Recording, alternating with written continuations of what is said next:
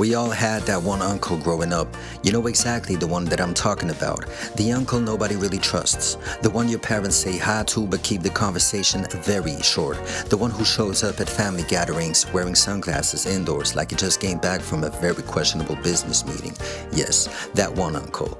Now normally when that guy brings you gifts as a kid, it's either something random like a knockoff toy, a book about cats, or something that makes your parents go, okay, we gotta check this out first. But one day, for reasons I still don't fully understand, my weird uncle blessed me because this man handed me a PlayStation game called Marvel vs. Capcom 2. Now listen, the timing of the following sentence is insane. Yes, my weird uncle gave me something that tickled me in a special way. Now relax, we're still talking about video games here. But if you ever played Marvel vs. Capcom 2, you know exactly what the fuck I mean. Because that game doesn't just hit the nostalgia part of your brain, it tickles something deep in your gamer soul. And once you start playing it, good luck stopping. So I boot up the game for the first time and immediately I'm confused because the roster screen pops up and there are like 50 characters staring back at me. You got Spider-Man, you got Wolverine, you got Ryu, you got Mega Man, you got characters I had never seen in my life just standing there like they've been invited to the wrong crossover event. My brain was like, hold on, why is a ninja fighting a robot while Spider-Man is punching a guy named Cable?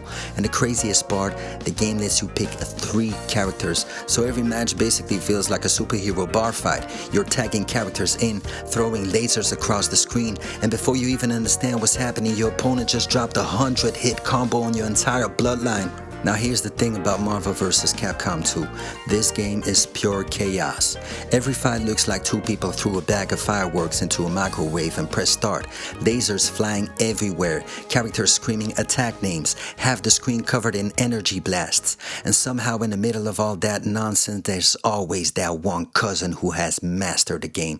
You know the type, the kid who knows every combo, the kid who picks Magneto, Storm, and Cable like he's assembling the Avengers of ruining your afternoon. You press one button and this man already has you trapped in a combo that lasts longer than Goku versus Frieza. By the time you touch the ground again, the match is already over and he's looking at you like, good game. No, it wasn't. You literally broke my heart. But here's the thing. Once I started playing this game, I completely no-lifed it. I'm talking after school, weekends. Probably instead of developing basic social skills, Marvel vs. Capcom 2 became one of those games where you sit down to play one game and suddenly it's 3 hours later and your thumbs are fighting for their lives. I started learning characters, figuring out combos, trying to understand why some people were able to juggle opponents in the air for half the match like they were doing a magic trick. And the more I played it, the more I realized something. This game is deeper than my ex-girlfriend's my bad. Behind all the chaos and flashing lights, there's actually a crazy amount of strategy, team synergy, assist timing, unlimited combo potential. It's the type of game where casual players can mash buttons and have fun. But the moment you see someone who actually knows what they are doing, it's like watching a completely different game. And that's why Marvel vs. Capcom 2 became one of the most legendary fighting games ever made.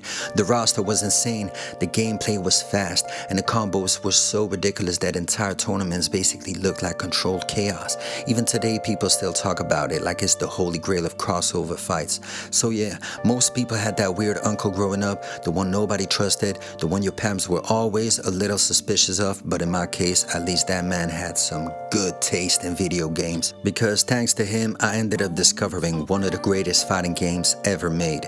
And honestly, if you're going to have a weird uncle, at least let him be the type who shows up with Marvel vs. Capcom 2 instead of life advice.